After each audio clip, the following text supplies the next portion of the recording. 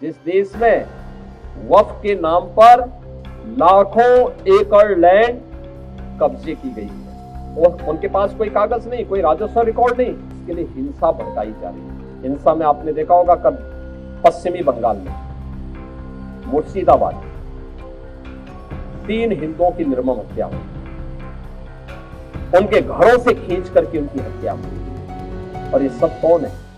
हमें आश्चर्य होता है, ये वही राज्य है और ये देश वही देश है जिस देश में वक्फ के नाम पर लाखों एकड़ लैंड कब्जे की गई है और उनके पास कोई कागज नहीं, कोई राजस्व रिकॉर्ड नहीं। और राजस्व रिकॉर्ड नहीं तो सभी को वापस लेने की कार्रवाई, जब इस संशोधन विधेयक संसद में पारित हुआ है और अब इस पर कार्रवाई हो रही है, तो इसके लिए हिंसा भड़काई जा रही है। हिंसा में आपने देखा होगा कल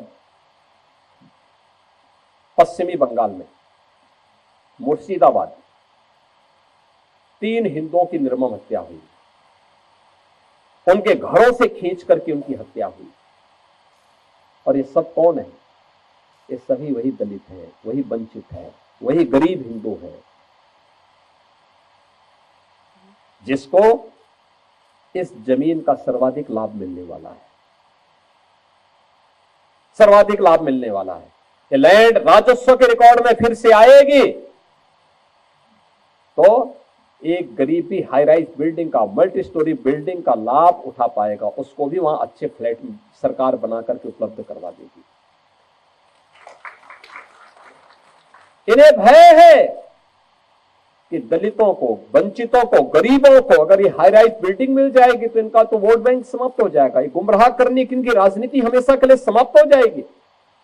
इसलिए लोग हिंसा भड़का रहे हैं, हिंसा का रास्ता अपना रहे हैं। आप देख रहे होंगे सिटीजनशिप अमेंडमेंट एक्ट पारित होने में जिसका लाभ सर्वाधिक पाकिस्तान, बांग्लादेश या अफगानिस्तान में जो वंचित हिंदू था, दलित हिंदू था, उनको भारत की नागरिकता देने का काम, जो किन्हीं कभी भी भारत में आए थे, 5 वर्ष पहले आए थे, उनको जब नागरिकता देने के कार्यक्रम को प्रधानमंत्री मोदी जी ने आगे बढ़ाया, इन्होंने पूरे देश के अंदर आंदोलन शुरू कर दिया, अभियान चालू कर दिया, बड़े बड़े आंदोलन किए, तोड़फोड़ की, आगजनी की। लेकिन सरकार ने भी दृढ़ता के साथ उसका सामना किया और सामना करते हुए आज इस नागरिकता देने का कार्यक्रम प्रारंभ किया है।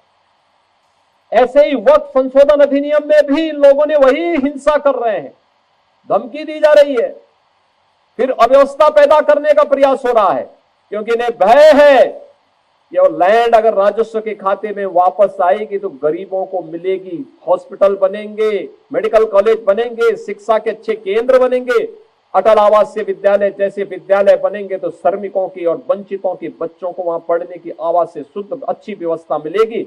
इसलिए ये लोग उस कार्यक्रम को आगे नहीं बढ़ाने देना चाहते। बहनों और भाइयों, और जब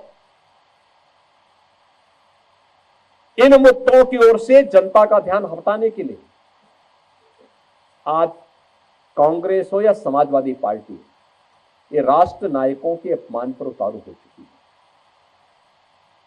ये राष्ट्र नायकों का अपमान करने पर उतारू हो चुकी। याद करिए 2012 में जब समाजवादी पार्टी की सरकार इस प्रदेश में बनी थी, समाजवादी पार्टी के तत्कालीन प्रदेश सरकार के मुखिया के रूप में उस सरकार के मुख्यमंत्री ने पहली घोषणा क्या की थी? उन्होंने कहा था जितने भी ये सामाजिक न्याय के स्थल बना दिए गए हैं इनको तुड़वाएंगे।